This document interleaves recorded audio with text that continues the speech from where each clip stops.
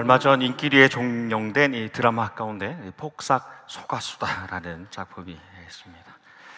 우리 교인들 가운데도 또 많은 분들이 보셨으리라 생각이 드는데요. 넷플릭스에서 방영해서 전 세계 1위에서 7위 안에 들어가는 화제작이었습니다. 제목이 처음 이 폭삭 소가수다. 저는 처음에는 완전히 속았다라는 의미로 이해했었는데 사실은 이 제목 자체는 드라마의 배경이 되는 제주도의 방언입니다. 폭삭이란 말은 너무나라는 뜻이고 소가수다라는 애쓰다 수고하다라는 뜻이어서 너무 수고하셨습니다라는 의미를 담고 있습니다. 어머니, 아버지 폭삭 소가수다 너무너무 수고하셨습니다라는 뜻이에요. 영어 제목을 좀 보니까요, When Life Gives You Tangerine입니다. 우리가 잘 아는 영어 속담 가운데 When Life Gives You Lemons, Make Lemonade라는 말이 있죠. 삶이 너에게 레몬을 주거든 레모네이드로 만들어버려라라는 그런 말에서 나왔는데, 아무래도 드라마의 배경이 제주도니까 텐저린, 귤로 레몬을 바꾼 겁니다. 중국어 제목을 보니까요, 고진감래, 우리가 잘 아는 대로 쓴 것 후에 단 것이 온다, 고생 끝에 낙이 온다 에서 이 고진감래 감자도 달 감자를 귤 감자로 바꿨어요. 그래서 제주도가 배경이라서 그런 것 같습니다. 고난의 사계절을 살아내는 가족 이야기라고 하는데요, 작품을 조금 나누면 1950년에서 2000년대까지 과거와 현재로 오가면서 부모에서 자식 세대까지 소녀가 할머니가 되고 소년이 할아버지가 되는 그 순환에서 거창하지 않아요, 완전하진 않아요. 근데 최선을 다해서 살아온 이 부모님, 그 삶의 모습, 또 나중에 그것을 깨닫게 되어서 나누는 이 자녀들의 고백, 참 감동이 되었습니다. 이 김원석이라는 감독이 이 작품을 소개하면서 이런 말을 해서, 이 작품은 세상 모든 부모 세대에게 보내는 헌사이다 입니다. 이 배우들의 대사가 참 시와 같이 아름다운데요, 잠깐 몇 가지 나누면 이렇습니다. 참 공감이 돼요. 부모는 못해준 것만 사무치고 자식은 서러운 것만 사무친다. 평생 텄어도 내어주는 바다, 우리에겐 아빠가 바다였다. 우리는 다 거기 기대에 살고 있었다. 내게는 다정한 아빠가 있었다. 아빠에게는 다정한 딸이 없었다. 엄마에게 다정해 달라는 그 다정한 당부가 아리게도 남았다. 우리는 아빠를 영원히 가진 것처럼 굴었다. 그냥 엄마가 친정 엄마가 되고 외할머니가 되었다. 그건 언덕이 동산이 되고 태산이 되는 일 같았다. 그들의 아가가 아가를 낳았다. 그들이 오면 어디든 요새가 되고 나는 어김없이 아기가 되었다. 특별히 저한테 공감이 되는 대사가 이런 대사가 있어요. 다른 사람 대할 땐 연애 편지 쓰듯 했다. 한자 한자 배려하고 공들였다. 그런데 100만 번 고마운 은인에겐 낙서장 대하듯 했다. 입니다. 이 작품의 마지막 이 나레이션이요, 너무나 어렸고 여전히 어린 그들의 계절에 미안함과 감사, 깊은 존경을 담아 폭삭 소가수다입니다. 너무 고생 많으셨습니다. 입니다. 마지막으로 조금만 더 나누면, 이 작가가 임상춘이라는 사람입니다. 가짜 이름입니다. 임상춘, 아마 항상 봄이라는 뜻을 가진 이름 같은데 필명이에요. 그래서 지난주에 큰 상을, 대상을 받았는데 감독이 대신 나와서 수상 소감을 이야기했습니다. 작가의 마음을 유추해서 말씀을 드려본다면, 그냥 이 작품 보고 나서 부모님께 전화 한 통 드리고 싶어지고, 또 우리 애기들 한 번 더 안아주고 싶어지고, 이런 마음 들면 좋겠습니다. 입니다. 우리의 삶에 참 많은 것들을 받아서 누리며 살아갑니다. 그 중에 우리에게 잠시나마 허락하신 가장 귀한 것이라고 하면 우리 어머니, 아버지, 어버이입니다. 우리 어머니, 아버지는 우리 평생의 보호자, 양육자, 위로자, 동반자, 기도자 같으시고 우리 삶의 울타리, 버팀목, 손수건, 나침반, 그리고 디딤돌이 되어 주셨어요. 항상 나를 향하고 계시고 항상 나를 위하고 계시다는 것, 나중에 깨닫는 것 같아요. 그렇게 내가 살아갈 힘이 되었다는 것. 그래서 유대계 작가 루디 야콥슨의 그 유명한 고백, 하나님은 어디나 계실 수 없어서 우리에게 어머니를 주셨다라는 것처럼 이 세상의 돌봄과 살핌을 받을 수 없는 이라도 아버지, 어머니를 통해서 하나님의 그 마음과 하나님의 손길을 느끼면서 살아가게 하셨습니다. 어버이는 여러분 결코 완전한 분들은 아니죠. 하지만 더 완전하지 못했던 나를 위해서, 덜 성숙했던 우리를 위해서 완전하신 그 하나님의 사랑을 전해주는 통로로 평생을 사셨어요. 그렇게 어버이가 자녀를 살리고 키우고 또 그 자녀가 어버이가 되어서 다음을 살리고 키우는, 그래서 내가 받은 하나님의 사랑을 다음에게 내려보내는 그런 방식, 하나님께서 공동체를 살려가시는 가장 아름다운 방식입니다. 제가 오래전에 청년 사역을 할 때 이 적잖은 청년들 면담을 할 기회가 있었습니다. 근데 가장 기분 좋은 만남들이 어떤 거냐면 정말 상상조차 하지 못했던 형제 자매가 둘이 손을 잡고 찾아오는 겁니다. 그래도 고백해요. 목사님, 저희가 사실 언제부터 사귀었습니다. 그리고 이제 저희가 결혼 준비하려고 합니다. 라고 하면 이 결혼 예비 학교라고 결혼 전에 이제 수업을 듣는 학교를 수강하고, 그리고 이 마지막에 종강이 되면 제가 항상 이 이야기를 해줍니다. 앞으로 두 분이 결혼하고 나면 부모님들께 이전보다 훨씬 더 잘해야 합니다. 근데 사실 이 말을 하면서 제 자신도 많이 부끄러워요. 네. 왜냐하면 두 분이 이제 한 몸으로 새로운 하나의 가정을 이루면 이제 두 분에게, 아니 한 몸에게, 한 가정에게 가장 가까운 이웃은 부모님들이기 때문에 그렇습니다. 우리가 잘 아는 대로 여러분 10계명의 1계명에서 4계명은 하나님을 사랑하는 것에 대한 말씀이죠. 그리고 5계명에서 10계명까지는 이웃사랑에 대해서, 그리고 그 가운데 주시는 5번째 계명, 내 부모를 공경하라. 공경, 중히 무겁게 여기라 라는 것은 모든 인간관계의 시작입니다. 저도 좀 부끄럽게 여기는 것은, 지금은 이제 아버지는 10여 년 전에 세상 떠나시고 한국에 어머님 홀로 계신데, 목회한다는, 주님께 드려서 목회한다는 이유로 잘 찾아뵙지 못하는 가운데에 부모님과의 관계가 이렇게 온전하지 못하면서 다른 사람들의 관계를 건강하게 만들어 간다는 것에서 제 자신의 참으로 부끄러움을 느낄 때가 있습니다. 오늘 나눈 이 말씀 잠언은 다윗의 아들 솔로몬이 쓴 것이죠. 그 말씀에 보면 그가 3,000여 개의 잠언을 썼다라고 나옵니다. 그러니까 오늘 실제로 우리가 읽는 이 잠언에 있는 말씀들 한 500여 개 됩니다. 이것은 3,000개 중에 줄여서 엄선한 것이에요. 근데 우리가 잘 아는 이 잠언이라는 책의 별명이 있죠. 지혜의 책입니다. 우리의 삶에서 필요한 지혜를 얻는 가장 유일하고 가장 최고의 방법, 오늘 우리가 나눈 말씀에 나와 있습니다. 하나님을 경외하라입니다. 하나님을 공경하면서 우리 삶의 지혜를 얻게 된다는 겁니다. 이 공경한다는 말이 야레라는 말인데요.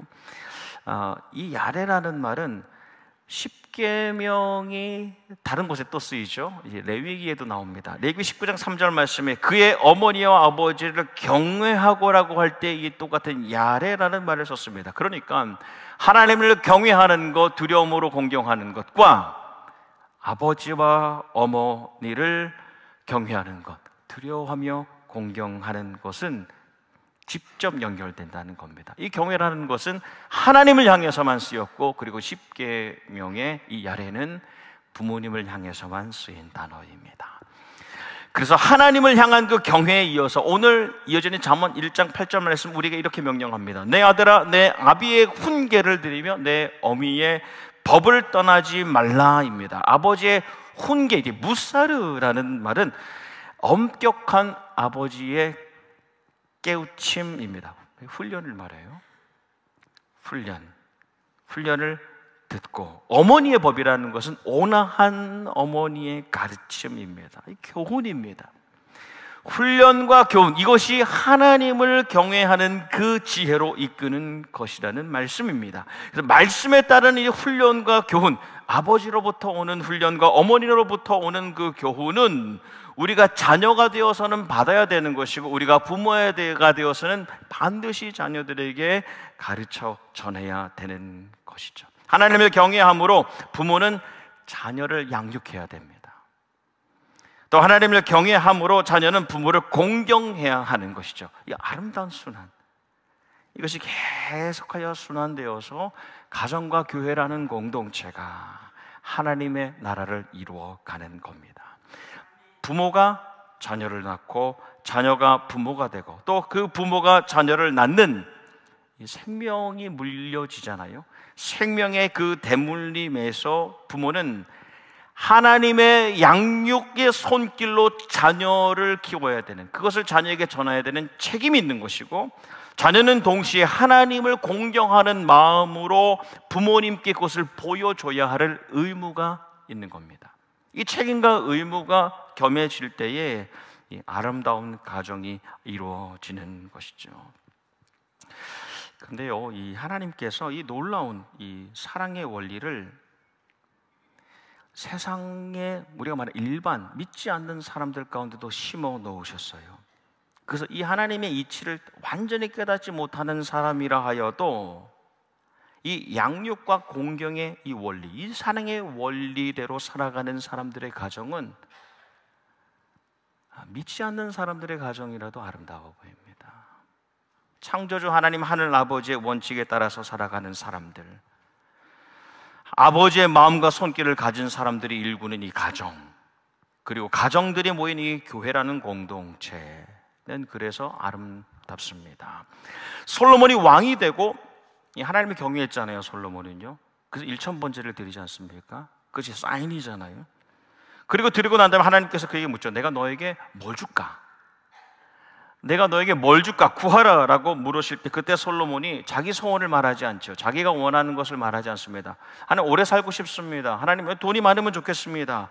날 싫어하는 사람의 생명을 주십시오 라고 말하지 않습니다. 이렇게 구하는 거예요.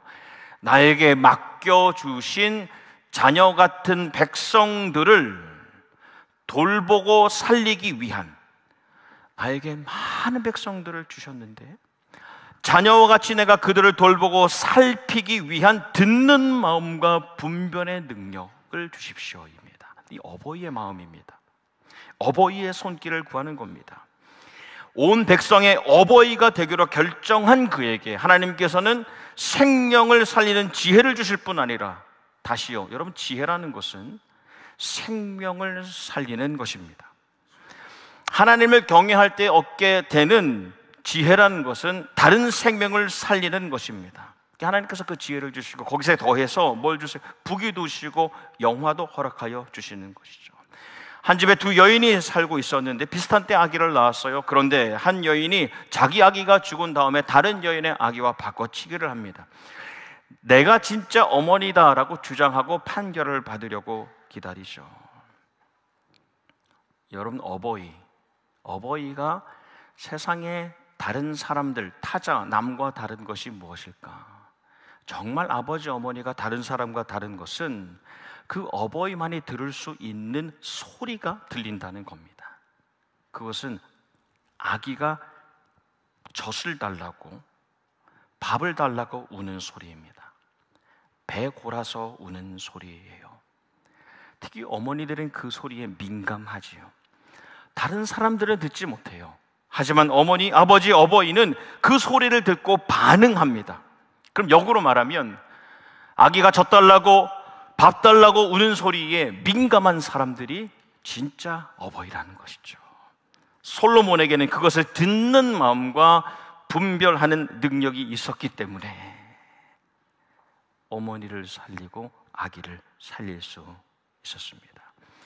여러분, 하나님께서 우리 교회와 우리 가정, 그 안에 있는 가정 공동체가 우리의 안과 밖을 넘어서 세상의 자녀들의 울음소리를 듣는 그런 공동체, 우리 교회와 우리 교회 안에 속한 모든 가정들은 세상에서 우는 사람들의 그 소리를 함께 듣고 함께 반응하고 그들을 함께 살리는 어버이 같은 공동체가 되기를 원하는 겁니다. 해외 한인교회 어머니와 같은 교회라고 우리가 말하죠. 진짜 어머니는 무엇이냐? 세상의 울음소리를 들을 수 있는 사람이죠. 그래서 누구도 소외받지 않는 공동체, 사랑의 대상이 되는 공동체로 우리가 변해가기를 소원하는 것 아닙니까? 어제 오전에 이 YNC 우리 경로 잔치가 있었습니다. 청년부가 주관했는데요, 우리 청년들 수십 명이 와서 함께 서빙하고 봉사 많이 했습니다. 또 여러 부서가 함께 섬기는 귀한 그런 자리를 가졌습니다. 그때 제가 오프닝 할 때 축복의 말씀을 잠깐 나눴는데, 그때 나눈 이 오픈 이야기입니다. 웃긴데 좀 슬픈 이야기예요. 한 어르신이 몇 년간 지나면서 이 귀가 잘 안 들리셨어요. 이 청력이 점점 좋아지지 않는다는 것을 느끼시고 좀 고생하시다가 의사 선생님을 만나라고 왔어요. 그래서 이야기를 하니까 이 이비인후과 의사가 최신형 귀에 쏙 들어가는 보청기를 소개해 줬습니다. 겉으로 보면 절대 드러나지 않는.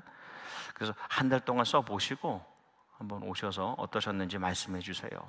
그래서 어르신이 이제 보청기를 넣고 얼마간 쓰시다가 한 달 후에 의사를 다시 만났습니다. 물었죠. 어르신 어떠셨어요? 한 달 동안. 그러니까 아주 잘 들려요. 너무너무 잘 들려요. 멀리 있는 소리도 옆에서 말하는 것처럼 들려요. 그러니까 이 의사가 잘 되셨습니다. 축하합니다. 자녀들이 너무 좋아하시죠? 답이 예상되죠. 그러니까 어르신이 우리 자식들에게는 아직 말 안 했어요. 그냥 한 달 동안 가만히 듣고만 있어요. 그리고 그동안 유언장을 3번 고쳤어요.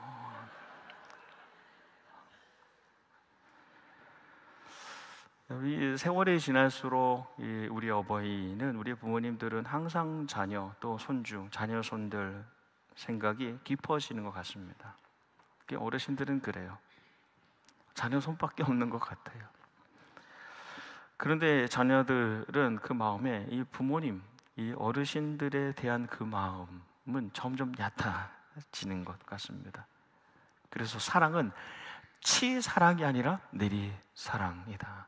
사랑은 자식이 부모를 사랑하는 것이 아니라 부모가 자식을 사랑하는 것이다 라는 이 말, 아마 인류가 태고적부터 경험하고 고백해온 부인할 수 없는 불변의 변하지 않는 법칙 같습니다. 참 공감이 되었던 글 가운데 부모님이 많이 바쁘지? 라는 말은 사실 보고 싶다. 부모님의 전화세 나온다, 옛날엔 그러셨잖아요. 전화세 나온다, 빨리 끊어 라는 말은 빨리 오면 좋겠다 이고, 부모님의 몸은 괜찮니? 이라는 질문은 나는 몸이 좀 아프구나 이고, 부모님의 밥은 먹었니? 라는 물음은 사랑한다 라는 말이라는 겁니다. 근데 그분들의 물음, 그분들의 그 물음표가 나에게 느낌표가 되는 데까지는 참 시간이 오래 걸리는 것 같아요. 저도 이 자녀들에게 그렇게 물으면서 우리 부모님들도 그런 마음으로 나에게 물으셨겠구나 라는 마음이 듭니다. 특별히 오늘 이렇게 예배 자리에 나성연합교 2025년 어버이 주일에 함께 하신 우리 부모님들, 정말 모든 것이 익숙하지 않은, 모든 것이 설었던 이 새로운 땅에 인생의 두 번째 챕터, 두 번째 막을 시작하신 우리 1세대 우리 부모님들, 누구보다도 이 하나님의 그 마음과 하나님의 손길을 가지고 희생과 헌신의 세월을 보내셨습니다. 지난 창립 50주년 때 제가 나눴던 그 글의 일부를 좀 나누고 싶습니다. 저의 진심이 담겨 있는 말이고 또 우리의 고백이기도 합니다. 낯설고 말설은 이 땅에서 이민 옮겨진 자들의 삶을 시작한 부모님, 스스로 선택한 길에 하소연도 못하고 매일의 굳은 일과 거친 말을 견디며 때로 자녀의 성취가 주는 행복함으로 모든 서러움을 넘기셨습니다. 굳건한 신앙이 마음의 굳은 살을 만들고 어떤 슬픔, 어떤 아픔도 삶의 흉터로 남지 않고 가끔 멀리서 들려오는 자녀 소식에 감사함으로 외로움도 이겼습니다. 내 자녀 나님없이 식구 모두 빠짐없이 그저 살아가길 바라며 같은 마음, 같은 밥을 나누고 또 한 주 살맛을 나눈 자리가 우리 나성영락교회였습니다. 우리 교회는 그런 어버이의 세월입니다. 부족한 자녀를 마른 자리에 누이시고 쇠약한 당신은 진 자리에 누우신 어버이들이 가까운 아름다운 공동체, 하나님의 손길을 담아낸 신앙 공동체 나성영락교회입니다. 하나님께서 우리 교회를 너무너무 사랑하신다는 것을 저는 우리 어르신들, 신앙의 어버이, 믿음의 어르신들을 보면서 느끼게 됩니다. 하나님께서 주신 지혜, 또 섬김, 마음과 손길을 통해서 우리 다음 세대를 위해서 너무 많은 것을 장만해 주셨어요. 여러분들이 말이죠. 그래서 우리 교회가 그나마 이제 우리 다음 세대를 위해서 소망을 가지고 고민하고 기도하고 준비하고 전진할 수 있게 되었습니다. 폭삭 소가수다. 우리 교회가 이미 1세대, 2세대의 그 헌신과 그 희생을 기억하고 감사하고 또 우리 다음 차세대, 다음 세대도 누릴 수 있는 것들을 우리가 이제 잘 마련해 드릴 수 있기를 기대해 봅니다. 그것들 중에 하나가 우리 교회가 앞으로 우리 어르신들을 위해서 처소를 좀 마련해 드려야 되지 않나. 좀 더 쾌적하고 청결하고 편안하고 친절한 그런 보금자리를 우리가 여러분에게 받은 자원으로 보답과 보은의 심령으로 마련해야 되지 않나 생각이 듭니다.